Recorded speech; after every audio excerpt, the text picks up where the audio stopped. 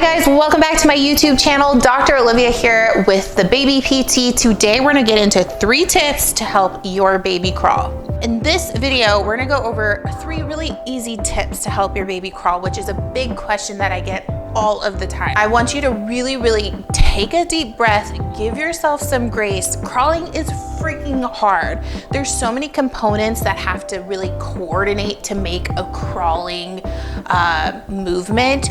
So it takes a lot of time, and I want you to realize that. Remember, I'm not about milestones. I harp on my Instagram and on my TikTok that milestones don't matter. So if you're asking, when should my baby crawl? It's not so much when, it's not so much an age, it's so much the skills that lead up to it that are gonna make a big impact. So let's get into it. We're gonna be using my original sidekick, the thing that started it all. This is Prince Carlos.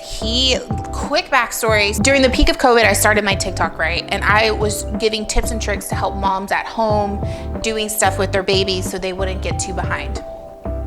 Then I was depressed one day and went to Walmart. Oh God.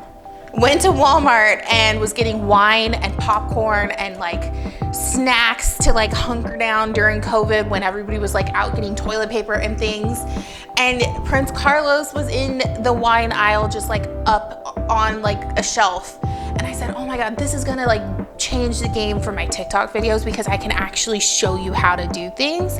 And it did, and we blew up together. So I haven't used him in a long time, so it's time to bring him back out. The first tip I want you to consider when you're looking to get your baby to crawl is the toy placement. Toy placement for crawling is gonna be huge. First, you're gonna wanna put toys far away, right? Because you want them to start getting the concept of how am I gonna move my body from point A to point B. So we have to have a really enticing toy.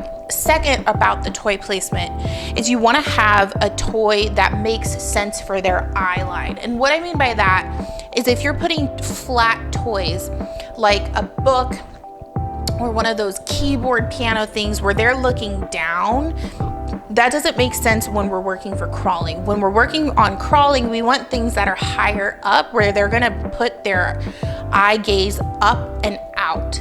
So when we're in that crawling position, if they're looking down, then they're gonna go down or sometimes face plant.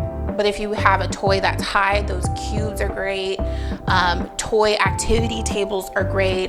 I'll link some of my favorites down below. So that's a big one that I want you to consider is where you're putting the toys. Are you putting them too close where you're not giving them that concept and you're not working on challenging them to go somewhere?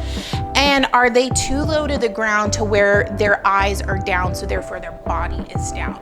So let's get the toys up. Even if you have a flat toy, put it on a tissue box, put it on an Amazon box, put it on a pillow. Get that gaze going from down to up. So the next tip is gonna be holding all fours. So this is the crawling position, but you're not moving. So we're gonna go into all fours, and this is huge. So in order to crawl, they have to be able to hold this all fours crawling position for at least 10 seconds by themselves.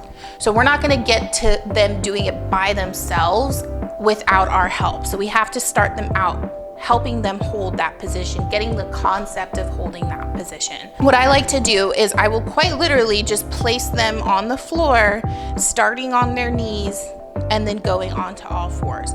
From here you can see, like, do they need a lot of help? Do they need minimal help? Do they need hands around the hips? Do they need hands around the shoulders? Do they need me to put a leg under their belly to help them? Do they need a towel? Things like that. So holding the all fours position is going to be a big factor in helping them crawl. So we got to get this position down tight. Sometimes what you can do is if they need help, if they kick their legs out, you can always hold their feet to kind of block them from jetting their feet out. And then my third tip is going to be the most advanced from these, of all these tips. So we talked about the toy placement, we talked about holding that all fours position. Now we're gonna get more what we call dynamic with it. So we're gonna start reaching in all fours. This is gonna be that last kind of component where in their brain, that's kind of the last thing that they do before they crawl. So if we can reach in all fours while keeping ourselves in all fours, then crawling is coming soon. So when we're in all fours, what I suggest, again, this is kind of putting everything together. So your toy placement, let's say we have that cube, right? And we're putting something on top of the cube. What we're looking for is for them to be able to reach on top of the cube, on top of the table, on top of the pillow, while putting all of their weight in this hand while maintaining this position. So it's a lot of work, right? And this can take weeks where you're just practicing reaching in different positions on different surfaces. But the reaching component is that last little thing that helps them get what we call that reciprocal hand movement down in order to crawl. Okay, and then I have a bonus tip for you guys.